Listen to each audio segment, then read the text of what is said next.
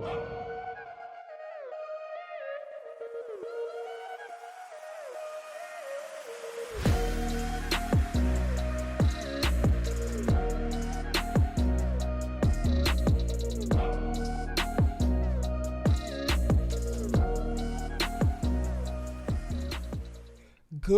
morning. Wake up, wake up, wake up with Ray G, presented by Bets TV. It is Monday, August 23rd. I got the date right finally. Monday, August 23rd.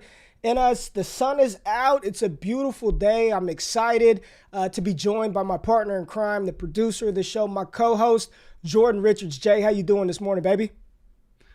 I'm happy, man. I'm happy to be here. You know, it's been a good weekend. I tweeted out, it was so nice not to wake up with Ray G, but I had my time away.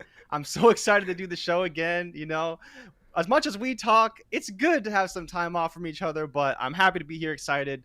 Let's get this show rolling, man. I'm super pumped for this. I think I got a really deep show sheet, too, as I was putting it together. So I think the people are going to really like this one. Yeah, man, and we got the people. I just want to say good morning. I want to take some time to say good morning to Rye Guy, Sleeper Wire Hoos, Top Dog in the building watching the show. I got it super big. It's hella big on the screen, but I'm pumped, man. I'm excited. We had football all weekend. We had track and field, all kinds of crazy stuff, man. But real quick, Jay, real quick, before we were on air, like I'm just telling you, I got to add you to the screen. I'm just so impressed with how good you look, man. Your lighting, you got to help me. You got to fix me up, dude. I'm shiny. I'm bald-headed, so the light is beaming off the top of the dome. But it's going to be a good day. It's going to be a good show. But we got a lot to get into starting with the rookie quarterbacks. So let's go ahead and jump into the morning run. Wake up. This is the morning run. All right, so rookie QBs, once again, like that's the story, right? Because a lot of these teams, because they're having these competitive inter-squad practices, they're not rolling out starters. Like, honestly, you know, I was expecting week 2 to be the week that a lot of teams play their starters. And I meant some did, but some teams didn't even roll them out. Like, again, the Giants, they're so damn good. Daniel Jones needs no practice time in an actual game. So, you know, we're seeing some of these teams kind of pull back during the preseason, but the quarterbacks, the rookie quarterbacks are playing. And quite frankly, I mean, I've said it multiple times, they're playing well. And we still have one more rookie quarterback to go tonight with Trevor Lawrence. But, you know, we had Mac Jones playing again on Thursday, looked phenomenal. Zack Wilson, to me, so far, we still have Lawrence to play, but he was QB of the week. Zack Wilson of the New York Jets was absolutely lights out. I mean, 9 for 11, 128 yards, 2 TDs, was targeting Corey Davis often. That's very good for my rosters with Corey Davis. He looked like he's going to be peppered with targets all season. Trey Lance played against the Los Angeles Chargers last night. He looked good after, you know, an opening rough drive start. I mean, it was the first couple of series, but Trey Lance settled into it, had a tip ball for an interception, but drove the ball down the field. Beautiful 2-minute drive to score right before the half, and just showing off why he was the number 3 overall pick. And Justin Fields, I thought he looked good. He did some things with his legs. You saw that speed, the athleticism, the ability to extend plays. And, you know, it's funny because watching that game, watching the 49ers game, watching the Patriots, watching the Jets, Jordan, I want to know if you can feel it, because for me, watching the games on TV from my home, you can feel the energy that these young quarterbacks are bringing to their team. You know, like the Bears fans were booing Andy Dalton. We want Fields. Zack Wilson makes a throw, crowd going crazy. Mac Jones steps on the field. Like, you feel the energy of these quarterbacks. And I'm really thinking, like, is there anything quite like this feeling in sports? And I'm like, well, in the NBA, number 1 overall picks, but not really. Like, you don't feel this type of energy. I don't know how it is in baseball, but I think this is a unique feeling to have these young, franchise-changing type quarterbacks step on the field for the first time, and just the excitement. If I had to rank the rookie quarterbacks after week 1, so far 4 of the 5, it would be Zack Wilson, followed by a tie with Trey Lance and Mac Jones, and then Justin Fields coming in that third, fourth spot for just how they performed this past weekend. What were your overall thoughts of the rookie quarterbacks, the energy, the feel, the vibe, how they played? What you got? So I'll start with the fan base. And I think when you talk about comparisons in sports, it's very difficult because quarterbacks have such a long lifespan in the NFL. And we've seen quarterbacks play 15, 20 years. If you get a good one, if you get a Patrick Mahomes, even if you get a Justin Herbert, you're feeling pretty good about your team for the next, 20 is maybe not 20 years, but 10, 15 years, right? In baseball, you kind of have that. You have generational players, but they don't transcend teams. Even in the NBA, if you get a number one overall pick, there's no guarantee your team's going to be going to the playoffs. Like, there's only one LeBron James, and we don't know who that next guy is going to be. Like, Luka Doncic, again, excellent player, but he's not taking his team really past the first round yet. So I don't think you really see that as much. But in football, quarterbacks do turn around franchises. They make teams more desirable to play with, all these things. So I think that's a decent comparison. And you look at how good these quarterbacks are playing, starting with Zack Wilson, someone who's completely disrespected by a lot of people in our community. Some people really like his arm. Some people think he'd be a bit of a nuisance. Some people think he wouldn't survive New York.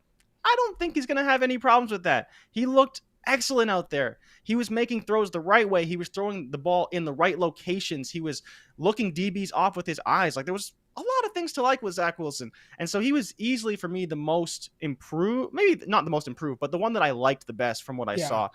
Trey Lance was, I think, again, we saw a bit of the high highs and the low lows with Trey Lance. Not that he ever went too low. The interception wasn't that bad, but we saw the arm strength on full display on every single throw. Every time he threw the ball, it looked like he was trying to throw it through the tightest window you've ever seen. Yeah. And there was some room there for some of those throws. And it's just about, dialing it back and being more comfortable. And it's not to say that he didn't look great. You called it a 2-minute drive. I believe it was a 52-second drive down the field where he went, I think, 70 yards for a touchdown. So incredible. I don't think we saw any other quarterbacks do that. So when you look at it from that perspective, Trey Lance did look great. He had a couple bad moments. The interception, whatever, was a little bit high. It's just a preseason. I don't really care about that so much. Fields was interesting because we saw Lance with the first team. Obviously, we saw Wilson with the first team. We're going to see Trevor Lawrence with the first team. We didn't see Fields with the first team. And I don't know if it's Nagy. I don't know why we're not seeing Fields with the first team. It's just annoying at this point because he deserves to at least get those reps. We know that A-Rob wasn't playing, but he deserves to be on the field with the first team. Andy Dalton looked terrible. Like, he looked so bad. Other than that one play that he threw to, I forget, he's probably Adams, like a fourth or fifth Rodney string. Adams. Rodney Adams, who made a terrific play catching it over the DB and running it for a touchdown, which then, for people who didn't see, he followed up 2 plays later and ran down as a gunner on kickoff. That's how you make a roster, people. Yeah. But either way, Andy Dalton looked terrible, and Fields did look good, but I want to see how he looks with that first team because we saw Drew Lock even look terrible with the second team offense. Teddy Bridgewater looked great. So I would love to see Fields in that first team offense the way we saw the other quarterbacks get their shot. But I think it's mostly indicative that we're probably not going to see Fields start week 1. Yeah, it blows my mind, man. And you having the show sheet, he took a shot, man. I mean, he got smoked. And, dude, just what I love about Justin Fields, I mean, he didn't flinch. He got up, picked his headband up, picked his helmet up, put his shit back on, and was like, let's go, next play. Like, yeah, I love Justin Fields. And I every time I see him in Chicago, I think, what a steal. Carolina had an opportunity. Denver had an opportunity.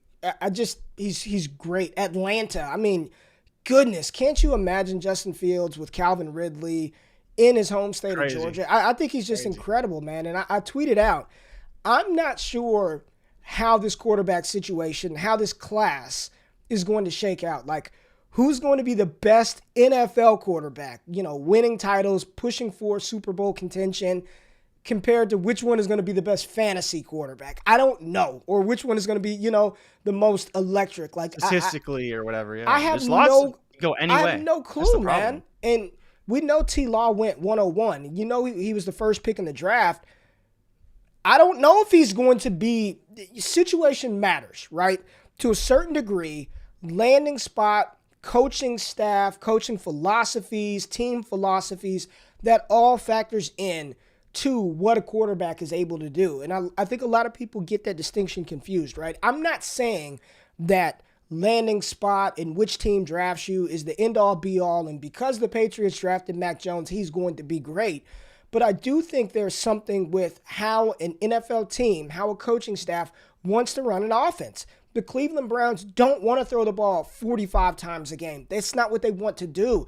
The Tennessee Titans, they want to rely heavily on the run, use play-action passing, take their shots, and protect the football. So I truly feel like from everything, from scouting, from what I see, every one of these dudes landed in like the perfect scheme fit situation for their respective franchises. And I'm just very excited about all of these guys, excited to watch a little T-Law tonight, and we'll get to that later.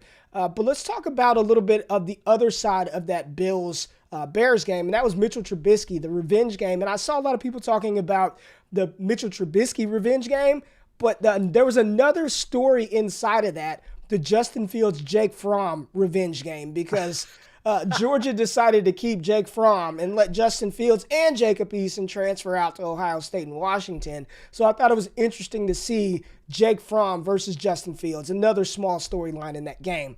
But Trubisky looked good, man. 20 for 28, 221 in a TD. He had 28 points in 1.5 quarters of work, and he looked surgical. And I'll just say this. I do believe that Mitch Trubisky is going to get another opportunity to start for an NFL franchise. I do. I'm not saying he's going to get some 5-year, $200 million deal, but I can definitely see a world in which, and I don't know how long his contract is with Buffalo, him getting a 1 or 2 year deal to be a bridge quarterback. Like, let's just say, and I know Philly fans don't want to hear this, let's just say Hurts doesn't work out, and they draft a quarterback, or they wanted to bring somebody in. They trade Hurts away. They want to bring somebody in to sort of bridge the gap between Sam Howell taking over. Like, I could see a situation like that. Or, Denver needs to get a quarterback, but if Drew Lock and Teddy Bridgewater don't work out, they bring in a Mitchell Trubisky. And I know Denver fans don't want to hear that either. But I think sometimes a change of scenery is good for players. And we've seen players rehabilitate their career after leaving organizations. Look at Ryan Tannehill. So Mitchell Trubisky looked really good in his revenge game against the Bears. Also, the Pittsburgh Steelers, man, I thought they were sharp. No Chase Claypool, but Big Ben, dude, he looked like Big Ben. I mean, at the point he's pump faking, holding the ball, pulling it back down, double clutch, hitting Freiermuth in the end zone, the big tight end out of Penn State, 2 touchdown passes from Ben. Ben, when he has a reliable tight end, a la Heath Miller from years ago, he's going to rely on that tight end. Deontay Johnson goes deep. Juju running underneath, catching a bunch of passes for no yards, doing what Juju does. He looked good. And then Najee Harris, you see the skill set. You see the power from the backfield. Also, his versatility to be able to use him in the receiving game. And that's one of the reasons why I believe Najee Harris is locked and loaded as a top fantasy scorer and is going to be one of the best running backs in the NFL as a rookie this season, with the potential to lead the NFL in touches from the running back position. Any thoughts on the Steelers or Trubisky, man? I would love to talk about Trubisky, because you said you're talking about his contract situation, right? He's 1 year, $2 million. And I honestly think there could be a case that he's the best backup in the NFL. Like, I get that, he didn't really work out in Chicago, but the way he looked with that first team offense, I think he could easily win games in the NFL. Maybe it's not, like you said, situation really matters. And clearly he's picked the situation really well. He's liking how it's working. He likes the personnel. I'm curious kind of if there's another system like Daboll's that he could find in the NFL that could work for him.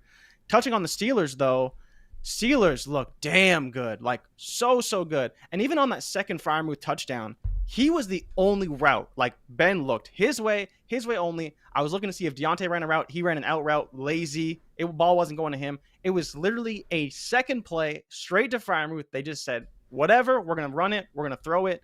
He came down and got it. But it was funny to see the pump fake, because I wish there was a shot of Ben talking to him on the sidelines, being like, you weren't ready. Like, look for the ball. It's coming out. And he didn't, because he turned too late, but Ben ended up getting into him anyways. So that was kind of funny. I wish we could have seen that interaction. I didn't see that. I didn't see that. I didn't see that part. Yeah, so that's why he pumped it, because Freiermuth wasn't ready, and the announcers actually pointed it out. But I wish we could have seen the conversation afterwards where he was like, dude, you got to turn. You got to get up, turn, and the ball's going to be there, because he didn't look. He kind of turned but didn't look. So that was kind of funny. But you talk about Najee, every game from Najee, and we're going to talk about Najee a lot, but the versatility of him whether he's running the ball for 100 yards, catching the ball for 100 yards. I don't know how long his one catch was, but I believe it was over 30 yards. I think it was almost 40. You see it on every single time he's on the field. Something big happens. Sometimes it's a big run. Sometimes it's a 15-yard run. Sometimes he makes 3 guys miss in the backfield. Yeah. Sometimes he's catching a screen pass. Like, all the ways he can be used, so versatile as a runner, as a pass catcher. I love what I saw from him. Deontay, dude, that's my guy, man. That guy is going to be nasty. Deontay Johnson is my guy. I think this could be a really big year for him. Claypool being injured kind of sucks, but that offense is going to be so good once they have everyone together.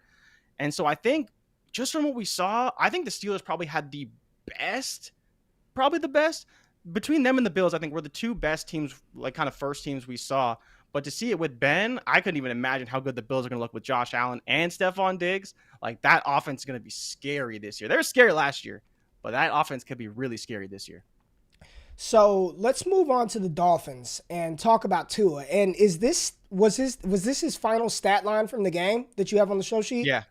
Wow. Yeah. So 16 for 23, 183 and a touchdown. And, we didn't get this game here locally, so you're just watching highlights to kind of check it out. But, man, he just looks good. He looks so good. If I were a Dolphins fan, we haven't gotten to the AFC East yet. I'm not sure where Tua's over-under passing yards, total is for the season. He looks like the Tua going into the 2019 college football season. That was the consensus number 1 overall pick. Like that, he looks like that guy. He looks like tank for Tua when everybody was extremely excited about him before the meteoric and historic rise of LSU. He just looks sharp, man. The arm strength, his pocket mobility, he's more comfortable on his hip. He seems like he has total control and command of the offense. And he's hitting and distributing the ball to all of his weapons. You see him using Mike Gesicki.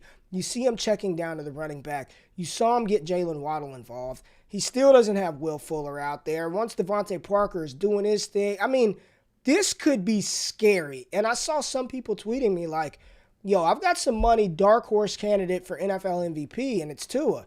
I wouldn't go that far. I wouldn't go that far, but I do think he's going to be a hell of a lot better than a lot of people gave him credit for. I see a lot of people talk about arm strength and, he doesn't have, I can name more quarterbacks that didn't have elite arm strength that were successful. Like, you can name so many of those guys, whether that be Drew Brees didn't have some elite arm. We know Tom Brady doesn't have an elite type arm. We've seen the Jamarcus Russells who have cannons of an arm. We've seen all these other quarterbacks, E.J. Manuel and all these guys, Jake Locker, like just cannons of arms that aren't successful because they don't have it up here, man. And Tua, I don't care that he can't throw the ball 80 yards down the field. That does not matter to me. The fact, what he can do, tossing it down the seams, hitting the out route, the sideline, the far hash throw, I think he's going to be really, really damn good. Really good. So I'm excited about Tua. And then this Miami backfield. Last week it was doom and gloom for Myles Gaskin. This week he started the game and dominated the carries. I mean, I don't know if Flores is just trying to figure it out or if they're really trying to protect the guy that's going to be the starting running back for the Dolphins. And then Jalen Waddle, the speedster out of Alabama, first-round pick. He gets hurt, and I mean, I'm just like, no, not Waddle, man. Anybody but Waddle. It looks serious, limps off the field, and he comes back and he's just fine. But you see that speed, you see the explosiveness, and overall, my opinion on the entire Dolphins team, and I can't wait to get into those player props, I am bullish on Miami. Like, I think Tua is going to be rock solid. I think Gaskin is going to do his thing. I think Waddle's going to be dope. I think Devontae Parker is going to get it done. I'm just excited about that Miami Dolphins team, man. Yeah, so to kind of touch on the lines that you were speaking of, Miami is, I think they're a little bit high personally. So the MVP plus 8,000 on the highest for Tua, so 80-1. But the passing yards are 3850 to 4K, depending on the service you look at. So while I like Tua, I could see a lot of games where he's just not like, even for this looks almost like I don't know kind of what they're going to do this season. But see, I know what you're about to say. I don't buy it. I know what you're about to say. You don't think they're going to run the ball? I think you're gonna say it sounds like you're headed down the game manager path, and I'm not buying. No, that. I'm not gonna say it's not that he's a game manager, but this looked like what I could envision a full stat line for Tua being in some games. I'm not saying he's gonna manage the game. I'm not saying he's not gonna put up points, but if Tua went out and he went, 24-26 for 250 yards and a touchdown, I could see that happening. I mean, but then yes. that's a pretty good game, but that may not get you to 4K because you need to have a few 300-yard games, and you need to maybe get 350 once, and every now and then a quarterback's going to have a down game for passing yards. So it depends. Like the averages in my head, I'm trying to do the math of the 17 games. It's not really working out for me, but you'd have to have a few big games, and it's not to say that Tua can't have big games. But I'm kind of weary of the 38-50. I'm kind of Okay, so let me ask you this. Sounds like a lot. Let me ask you this. Joe Burrow's over-under is 4,200. What would you take? I'm much more confident in Joe Burrow. And the but reason why? Wait. Hold on. What is the big difference between Joe Burrow and Tua, the quarterback? What's the big difference, man? Tell me. Because nobody is what? I know that Joe Burrow is probably going to throw the ball 660 times. We know that. And so that's something that is very well documented. And that's my big problem not my big problem with Tua, but when you look at Joe Burrow, he averages 270 yards a game. I believe that is the 7th or 8th, maybe the 9th highest total of a rookie of all time. So he's the 7th or 8th highest throwing yards per game rookie quarterback of all time. Justin Herbert, of course, number one. He's 285 or something like that. So even at 268, I don't know what the math is, but he's probably coming close to that 4,200. And he threw the ball 404 times in only 10 games last year. So you think about it from that perspective, how many times did Tua throw the ball in? Probably about 10, 11 games. It's not that I don't think Tua can get there, but I know that Joe Burrow's pass attempts will be there. So I think the volume could get you to that over. With Tua, I don't know what the volume is going to be. That's kind of not my issue, but that's where I have hesitancy with that number, even at 4K if we're going on the highest end. Well, see, and my thing is, in the AFC East, and you look at the schedule, they're going to have to score. They're going to have to score the ball, and they don't have an established running back. They don't have a Joe Mixon in the backfield or a Saquon Barkley or Derrick Henry, where they're in line for 300-plus carries, another 40 receptions. If we're keeping it real, I don't think anybody has a ton of confidence in that Dolphins backfield. They've got to play the Bills twice. They're in the AFC East. The Jets are going to throw the ball a lot. I mean, I hear what you're saying, but does Cincinnati really want to drop Joe Burrow back 600-something times again this season? They may not want to, but are they really going to not? They said they don't want Penny Sewell. They re-signed Joe Mixon. Do we see Joe Mixon getting 300 carries? I just don't. I just don't see that happening. Maybe, you talk about Chris Evans getting involved in the passing game. Of course, I understand all that. But I just don't really see it. And I just don't see a scenario where it's they took Jamar Chase. So how are you not all in on the passing game from a, team philosophy perspective? So that's where I just kind of struggle. Even you look at, the Dolphins last year, I believe it's saying they ran for almost 1,700 yards last year. That's not terrible, that you can work with that with a team that has a really good defense already. So they have an elite secondary, great pass rush, decent linebacking core. So I think they're going to be a good team regardless. They will need to put up points to win games, but they don't need to put up astronomical numbers the way the Cincinnati Bengals do just to win 8 games this year. Okay, so let's put you and we're going to have a bet. Who throws for more passes? I'm going to take, so you've got Tua on the under, right? And the people are listening. You got Tua under, What's the number? What's the number you're giving me? You me? told me the damn number. How are you going to tell me the number? It's a spread. It's a spread of 3,850 to 4,000. That's what I'm saying. So it's a pretty big spread, depending on the book 4,000. You think he's under 4,000? Oh, I'll take the under on 4,000. You'll take the under on 4,000? Oh yeah, I'll take the under on 4,000. Okay, I got the over. What are we going to bet? $20? Whatever you want. I'll do 50. Big dog. Let's do it. $50. $50. I'm trying. Okay, $50 bet. I got Tua on the over 4,000. Okay, if you want. 38.50. 38.50.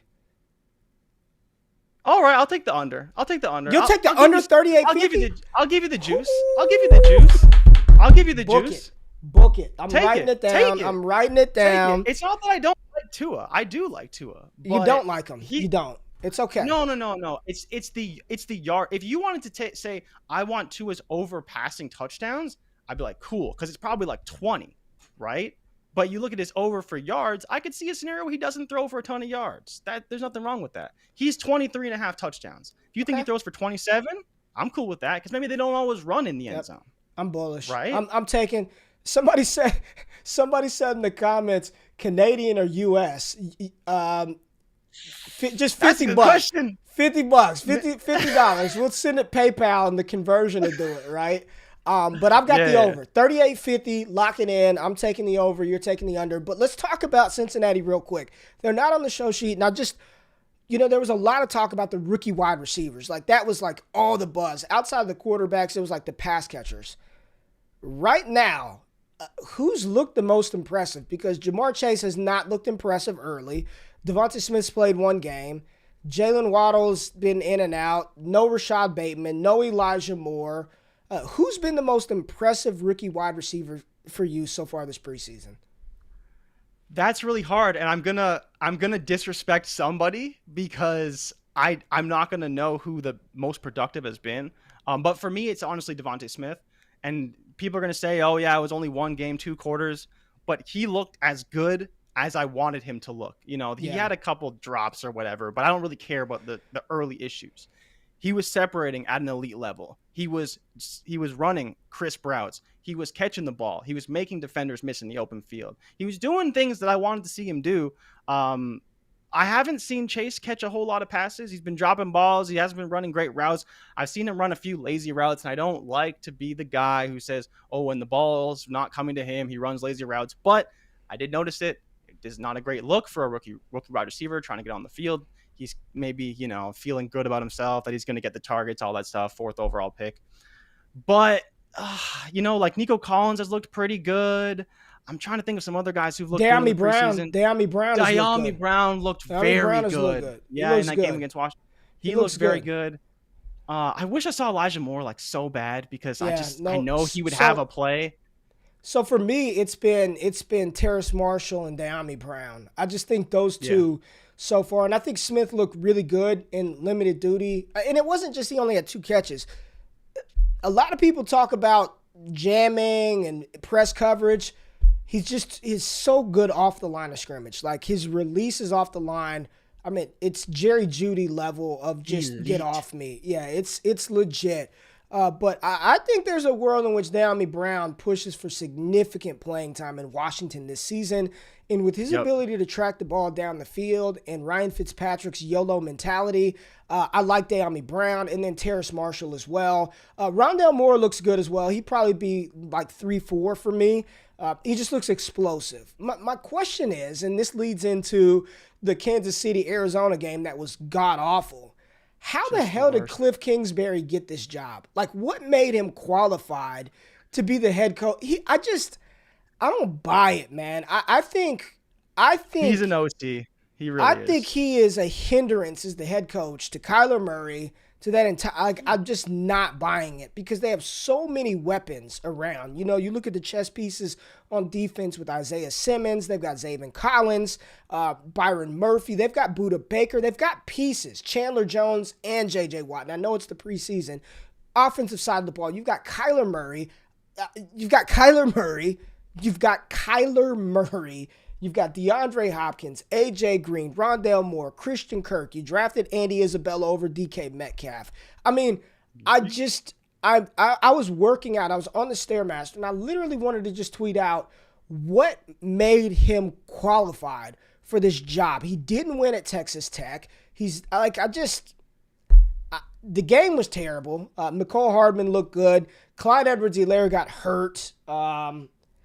Anything from the Kansas City game, Eno Benjamin looks good. He's going to make this team, and I can see a world in which, knock on wood, we don't pray for injuries, James Conner gets banged up, Chase Edmonds is ineffective. Eno Benjamin looks good. I think Eno Benjamin's going to play this season. Yeah, to talk about these guys, it was just a dog shit effort from everybody. Like, I don't know why Mahomes was out there for so long. He didn't look very good. You said Miko Hardman looked good, but he really didn't. He had I think didn't. 4 end zone targets, and he only caught one YOLO a good ball catch. from Chad Henne. It was a good catch, The though. DB didn't know where it was. Like, Hardman barely found it. All I right, was honestly, all right. I like Hardman, but I was a little bit surprised he caught it. I got to be honest. Byron Pringle looked good. Every pass that went his way was caught, so I did like to see what I saw from him. Not, a big featured guy. And then as well, I thought Jerick McKinnon looked pretty good. We're not going to see a whole lot of him. He may spell Clyde Edwards-Helaire here and there. He obviously can catch passes out of the backfield. He's a decent pass protector. So I did like what I saw from him. But yeah, Rondale Moore looked fine. Kyler Murray looked terrible. Like, I don't even know why he stayed out. It honestly looked like the two coaches were just playing chicken. Like, who's going to pull their quarterback first? Because they both looked so bad. And they're like, oh, well, we'll just give him one more series. We'll see if he can score a touchdown. Oh, Mahomes throws a pick. Oh, we'll give him one more series. Kyler Murray overthrows a receiver by like 20 yards. And you're just like, why are these guys even playing at this point? They're not ready. They don't want to be there. Maybe they're just not in the zone. Like, Tyreek Hill didn't play. Travis Kelce was there, but not getting targeted. So it didn't feel like Andy Reid especially was trying to really win. He was just trying to, run certain plays. Miko Hardman was the feature focal point of the offense. I didn't really get it personally, but again, it was a shitty game. Where do you think Kyler Murray's passing yard totals are at? Probably over 4,400, like 43, 4,400. 41. Oh, 41. Yeah. I mean, what did he hit? Do you know what he hit last year? Did you look it up? No, I didn't even look it up, but I just, we talk about, especially in the fantasy space, Kyler, and it's the rushing ability, right? But he runs I know a lot of people who aren't really impressed with him as a passer. So just thought that was interesting. The game was terrible. The Denver quarterback battle, I'll be honest, I looked at none of that. Like, I watched none of that game. I know we talked about it could be interesting, but I also talked about good. Did he look good? Did Teddy look good? He looked really good. Like, I'm assuming you saw the throw. It was 4th and 5. Jerry Teddy Jeudy drops back in the pocket. Yeah, Jerry Jeudy runs a deep dig. Boom. Like, Teddy stepped up. He took like 2 steps up in the pocket, delivered a strike to Jeudy. Jeudy runs, I think, another 35, like 20 yards probably. Yeah. It was about a 35-yard catch to the 5-yard line. And then I think 2 plays later, they ran it in for a touchdown. Excellent drive from Teddy. Excellent. And so I think that battle is going to be kind of raging on. We don't know what's going to happen, who's going to be. I still think it's probably going to be Locke, but Teddy did look very good with the first-team offense, and Locke looked pretty bad with the second-team offense. So, it's we talk about these rookie quarterbacks and playing with the first team. It does matter. Like, you need that first-team offensive line. You need those first-team weapons. There's a reason why they start and the other guys are on the bench or on the practice squad. Yeah, I didn't watch any of that game. Is there anything else from the preseason, just sort of takeaways that you want to talk about? Real quick for me, Donovan Peoples-Jones, he just looks good. I think he's going to be a factor in Cleveland this season. I think he's going to win that number 3 wide receiver job, and he's going to make one, if not both, of Jarvis Landry and Odell Beckham Jr. expendable. And I'm not saying that Donovan Peoples-Jones is better than Odell Beckham Jr. or he's better than Jarvis Landry right now, but there's a reason why he was the number 1 wide receiver in the country. There's a reason why he was so highly sought after coming out of high school. We know the reason why he didn't produce in college because of where he went. But I think, I got a helmet over here. I told you I need to give that thing away. But tell me any other takeaways from this preseason action? Not much from what I saw. I did like what I saw. Like, we talked about Trey Lance. I liked what I saw from Brandon Ayuk. We saw a bit of Richie James as well out there. He's kind of that forgotten man in San Francisco that can't quite see the field. But other than that, I think we hit most of it on the head. KJ Hamler still looks really good. Jerry Jeudy looks really good. Javonte Williams looks really good. Like, that Denver offense, if they could get a damn quarterback, they're a 10-win team, because that defense is getting a lot better with PS2 and all those guys coming back. Like, they're going to be a good team. It's literally going to come down to how well they handle that quarterback situation. So is anybody going to, like, what's going to happen in week 3? Are we going to see any starters? Is it just going to be like, because this is the final tune-up game. This is all they have. And then it's the NFL season. Like, are we going to catch any of these dudes, or do you think they're just going to, like, bench them, rest them, practice, and whatever? I think it's going to be a mixed bag. Like, I don't think coaches have a game plan before, week 4, rest your guys. But now, some guys are playing, some guys aren't playing, and it's all over the place. I don't think I can really make a sense of it right now. I am hoping to see Elijah Moore and Vera Tucker play next week. I know we talked about how they might get there, but they're still injured. And so I think for some of the young guys, they may get in where normally they would sit. But other than that, I think it's probably going to be mostly guys sitting. But you never know. We may see a few guys play that we don't expect. Man, there's a lot of big blue haters out there. Holy, we got a lot of Buckeyes in the building. No. Those are Michigan fans. They're Michigan fans. They want the helmet. No. They're like, send it. They're talking about sending my way. All right. So let's pivot and talk a little NBA because Ben Simmons was viral again playing at the local YMCA, hitting half-court shots, bombing three-pointers. I'm going to kick this to you because I'm just like, why are we doing this? Like, Ben is shot, like, it blew my mind. Remember the stat? Was it like year 3 of his career where he hit his first NBA three-pointer? Like, remember, he's never hit an NBA three-pointer. What are you talking about? He's never hit one. He's never hit one. It was like probably, look it up right now. He's never hit one. The only time he did was in preseason. It was a preseason game where Joel was like, shoot it. And he shot it and he actually made it. And it was at the end of the half in a preseason game. But yeah, it was probably, if you're talking about three-pointers. Has he hit one? He was 30% from 3 this year, so he had to have made one. I mean, come on, bro. Man, I got it. He's made 5. Oh my God. 5 three-pointers in his career. He has a max contract, and he's made 5 three-pointers in his whole career? He's made 5. He made 3 last year, was a career high. 30% was a career high. The season before that, 2 for 7s, 28%. And then 0. This is just sad. He's hit 5, How do you have a max contract? Even Giannis has probably hit. He even probably hit what? At least 40 this year. Like he maybe hit half a 3 a game. Like, yeah. I don't get it. So either way, there was a scrimmage in LA. I forget who it was who hosted it. There was John Morant was there, Tyrese Maxey, Ben Simmons, Jaren Jackson Jr., Aaron Gordon, Darius Baisley, Trey Lyles, like a whole bunch of NBA guys.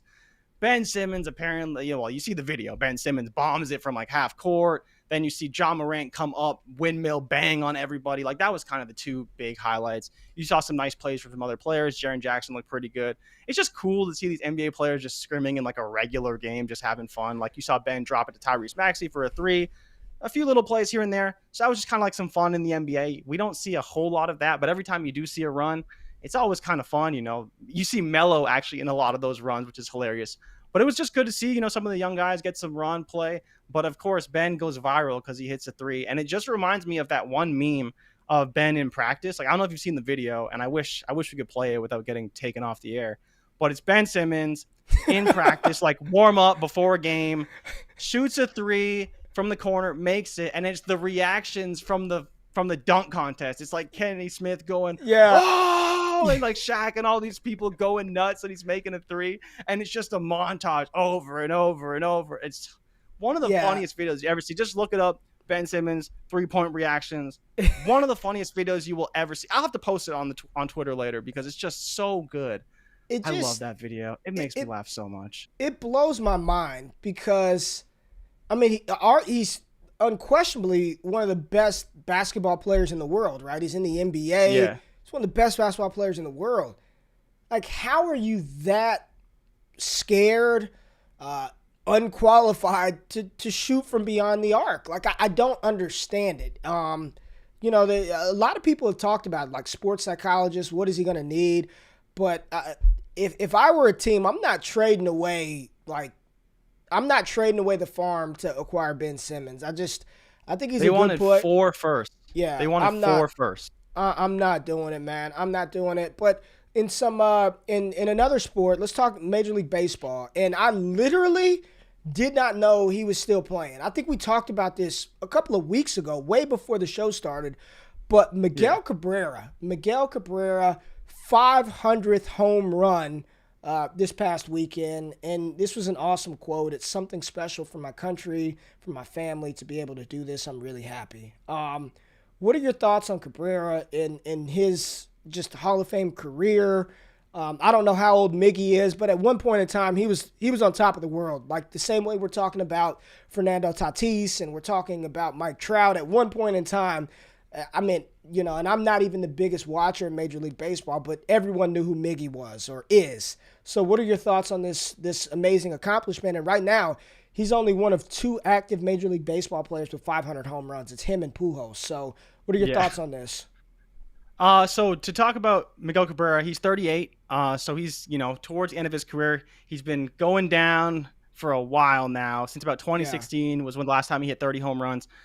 But when you talk about a guy who has one of the best careers in Major League history in a lot of ways, he's one of 12 players who have ever won the Triple Crown. For people who don't know that, that's leading the league in batting average, home runs, and RBIs. He's the only player to have done that since 1967. So think about that. It's been like almost 60 years since someone's did that, and Miguel Cabrera was the first. He was the youngest player to bat cleanup in the World Series. He did that as a rookie and won the World Series. And on top of this, he's only 45 hits away from the 3,000 hit club, and I believe Derek Jeter was the last person to do that. Wow. He'd be one of 6 people in history who would have 3,000 hits and 500 home runs. It was really cool to see, especially in Toronto, because I wasn't actually watching the game, unfortunately, which sucks, but I got texts about it later. And then I ended up watching it, and there was like a big ceremony, and people sent in videos, and like there were so many people tweeting him. Like Justin Verlander, one of his longtime teammates in Detroit, sent him a video and tweeted at him like saying congratulations. And for people who don't know, he's from Venezuela. He's like one of the OGs from Venezuela, easily the best player from Venezuela ever. Started that generation of Spanish players and really helped to nurture them in Major League Baseball. He's a super important figure to baseball, period. Been in Detroit for so long. Before that, was with the Marlins and won a World Series as a rookie, like I mentioned. But dude is destined for the Hall of Fame. Just spectacular as a player. A lot of people know Miguel Cabrera because he was so dominant, won back-to-back MVPs, I believe, in 2012 and 2013. So when you think about from that standpoint, and has a career 311 batting average, and that's without hitting over 300 since 2016, like I mentioned. So the guy is just a hitting machine. It has been for pretty much his entire career. Love Miguel Cabrera, have for a long time. Very happy to see him hit this accomplishment and can't wait to watch him hit 3,000. Yeah, I was going to say he's going to get that 3,000th hit, right? Like that's going to, I don't know how many games are left in the Major League Baseball season, but is this something that's going to happen before the end of the year, you think?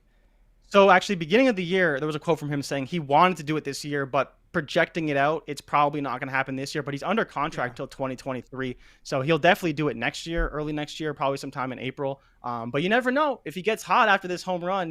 I'm sure he was kind of selling out a little bit for the home run.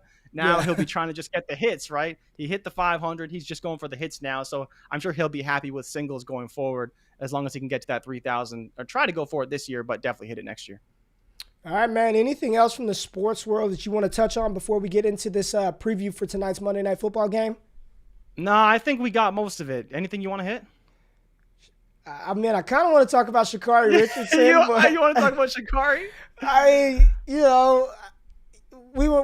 was so hyped. I mean, my wife was texting me, Sha'Carri's running today. My boys are, Sha'Carri's running. And she gets out of the block slow, and she gets her ass. And again, in this 100-meter dash race, Sha'Carri Richardson, supposed to be in the Olympics, got caught smoking weed, was banned from the Olympics, talked big shit that she would have won that thing against the Jamaicans. And they were actually in this race. So it's like, all right, we get to see what Sha'Carri would have done to these women live and in action. She's running. Yeah.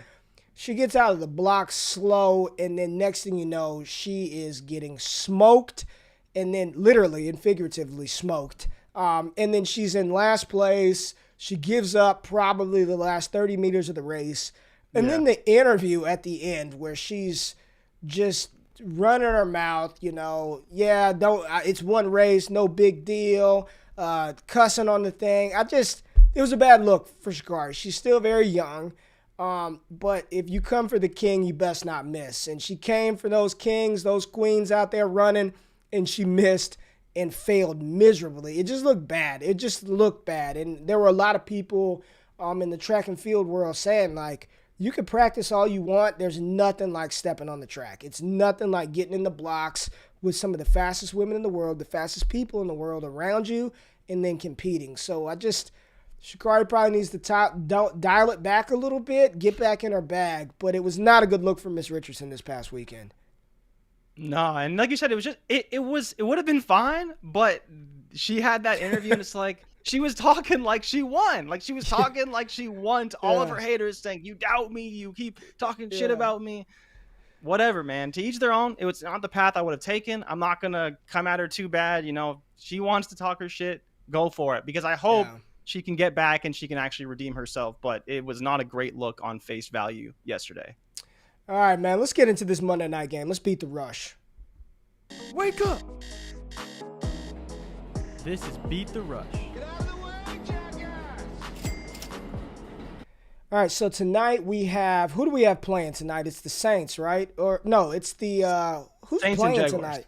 It's the Saints and Jaguars. Where's his I don't even know if we have a thing for it. But anyway, Saints and Jaguars are playing. So Trevor Lawrence, Jameis Winston, Taysom Hill, that's the narrative around this game tonight. And for me, what I'm most excited to looking for, honestly, it's T-Law, but it's really Travis Etienne. Like, I want to see Travis Etienne. I want to see Etienne play.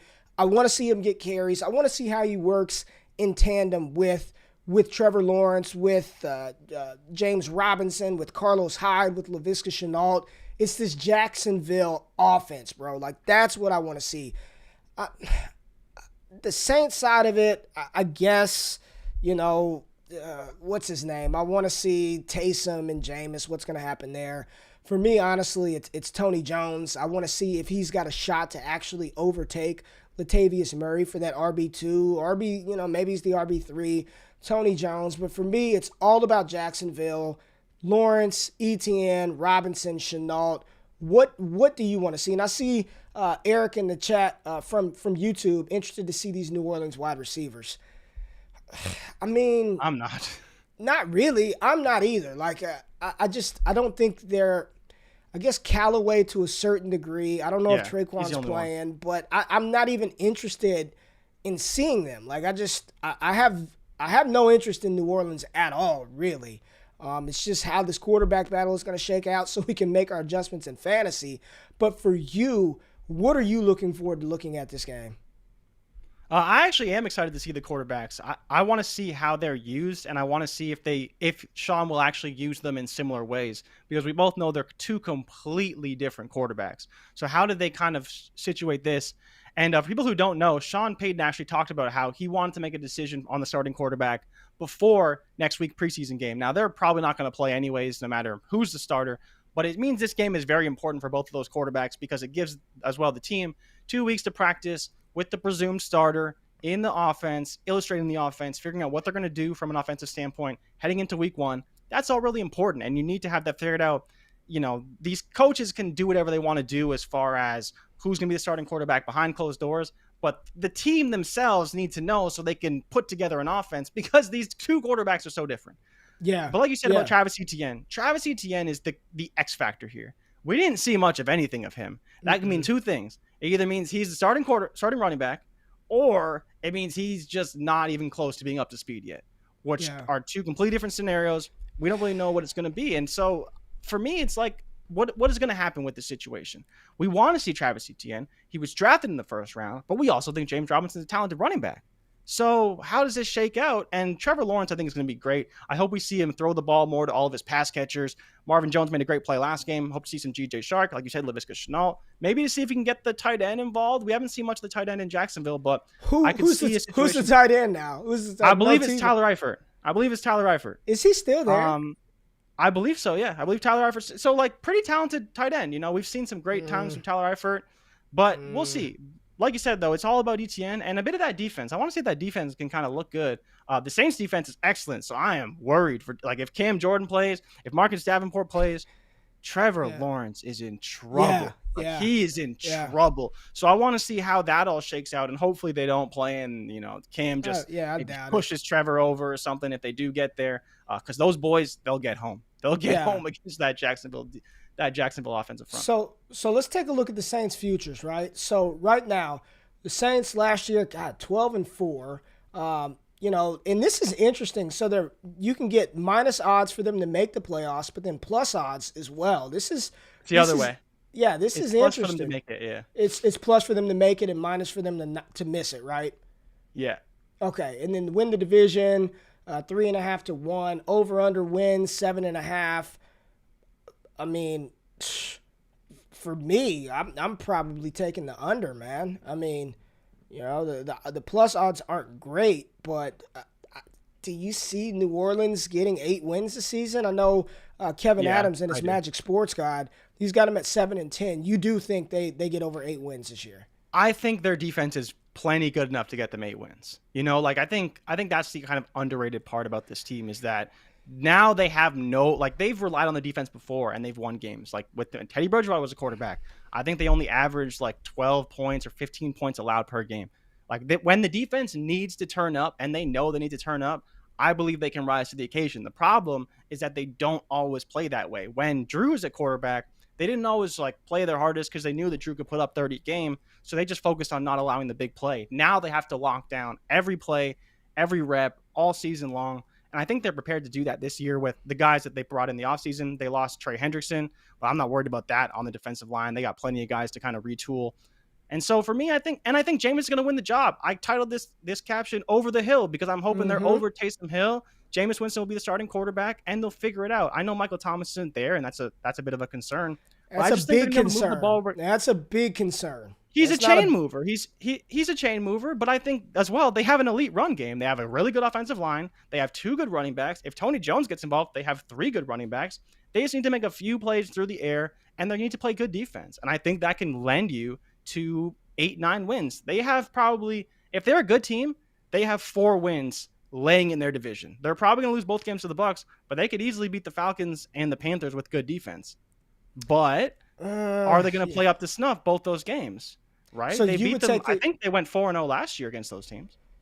So you would take the over. You've got them over 7.5 wins. The only problem is the juice. The juice is so far on the underside. Yeah. But it's to where I'm like, I don't even necessarily want to make the bet, but I could see them going over. That's the problem. Like minus 230 is it's not great. Alvin Kamara though. Yeah. So interesting thing that I noticed when I was pulling these lines. He has the same receiving line as Christian McCaffrey. Who do you think has a better shot of going over this number, Christian McCaffrey or Alvin Kamara? Alvin Kamara. I think it's Alvin Kamara. I mean, same. It's the simple fact that they don't have an established wide receiver. And I know there's enthusiasm for Callaway. There's enthusiasm for Traquan. I have not heard the Adam Troutman truthers speak loudly lately. They've been quiet. I don't know what's going on at the tight end position. I saw something where they're trying out, I think Juwan Johnson has been making more plays than Troutman. But I feel more comfortable with Alvin Kamara because he's done it every year of his career. Like every year of his career. Every but one. Yeah, he's rock solid. You know he's going to catch those passes. And I know a lot of people are concerned that if Taysom Hill is there, that's going to hinder Kamara. But I truly think out of necessity, they're going to have to get him the ball because he is offensively their most dangerous weapon. He's their best pass catcher. He's the best running back. If there's any fear or concern about Kamara being a workhorse this year, I think that those fears and concerns should dissipate rather quickly because he's going to be the guy in New Orleans this season. I think on all angles. What this is a health bet. Can Kamara stay healthy? Do you think he's going to play? I'm not even going to say a full 17, but 15 to 16 games. If he's out there 15 to 16 games, I'm taking the over on the receiving yards, and I think he's never rushed for 1,000 yards in his career, but I think this could be the season he does it. Yeah, last year was his highest, 932, so almost at that 950 number.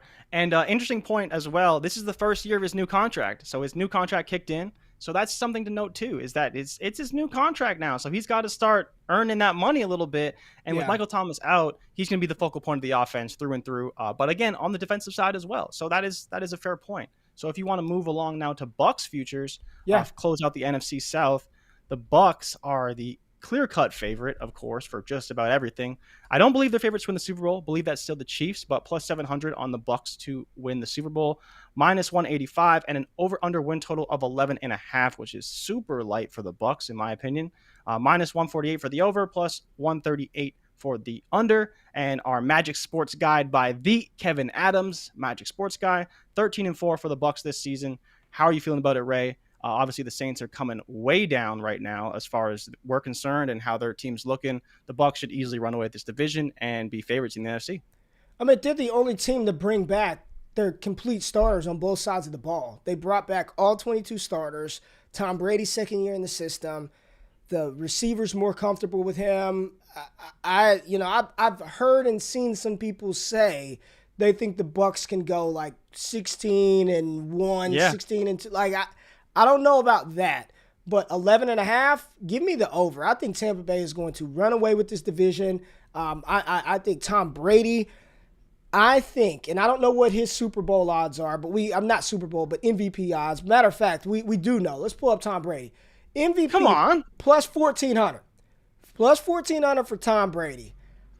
I think it could be. I think he could do it. If you're that bullish on the Tampa Bay Buccaneers team and you think they have a potential to go undefeated or close to undefeated, it's going to be because of this man. It's going to be because of number 12, the GOAT, the greatest of all time. And that should put him in the MVP conversation. How cool would it be to see 40, however old Tom Brady is, win MVP, get that team back to the Super Bowl or at least push for a Super Bowl? I like it, man, honestly. 14-1 for Brady to win NFL MVP. His regular season passing yard numbers, 4,600.5, 33.5 touchdowns. I don't know about the TDs, but I don't know about the yards, but I like the TDs. I just like Tom Brady. TDs are a good number. The TDs are a good number. I like the TDs. I don't know about the yards, but I like the touchdowns. And the simple fact that they don't have an established running back that I think they just feel comfortable with pounding the ball at the goal line. I think it's going to be a lot of fades, a lot of slants. Gronkowski's going to do his thing. What are your thoughts about Tom Brady? I think it's funny. When I was pulling this up, I was actually looking to see if I could find odds on Super Bowl MVP for Tom Brady. No one has anything posted, unfortunately, that I could find. But another thing for you, another bet, just to kind of bring this up, 17-0 for the Bucs is 40-1 on the best book. It's on DraftKings if you want to make that bet. 17-0 for the Bucs this season. So regular season, 17-0. You could bet the 20-0 if you want. That's a little bit better, 70-1. But 17-0, 40-1. Interesting bet if you want to, if you really love the Bucs. Love this touchdown number. Think the yards are a little bit high. He did go over that number last year. I do think he could have a better year this year. But he threw for 40 touchdowns last year. The number is 33.5. Should be easy for him to get there again. Not hard to figure out what they're going to do. Mike Evans, Chris Godwin, Antonio Brown, Rob Gronkowski. That's it. That's probably a walk-in 3,000 yards. I believe Chris Godwin is over 1,000. Mike Evans is projected for 1,000 and AB 700. So the books already got 2,700 on the top three receivers alone.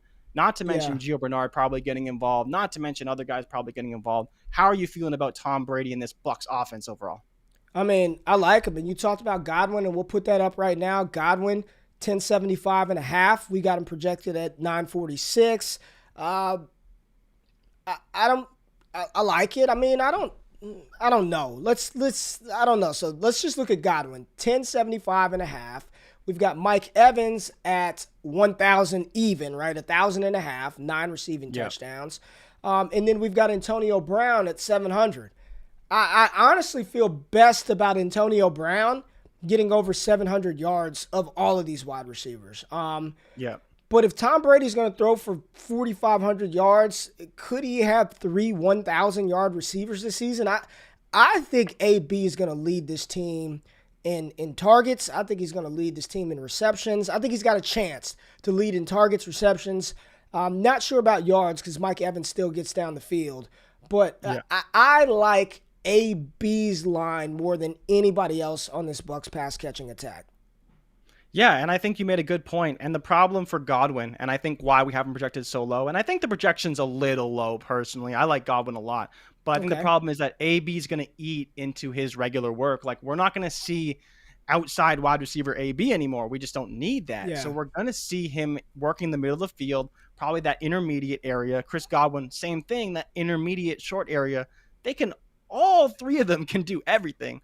AB was once the best wide receiver in football. Mike Evans is an extremely talented downfield. And even if you want to throw him short, he can do a little bit of everything. Chris Godwin, going to get a big deal on the franchise tag, going to be in this offense. I expect him to leave next year, but again, probably be a 130, 140 target wherever he goes next, and even potentially this season. But AB's number is by far the best. It's the lowest. He's, in my opinion, still has the highest ceiling of anybody on this Bucs roster as far as receiving goes. And I don't think it's really even that close. So real quick, Ronald Jones over under 725.5. What do you think? I'm kind of leaning the over.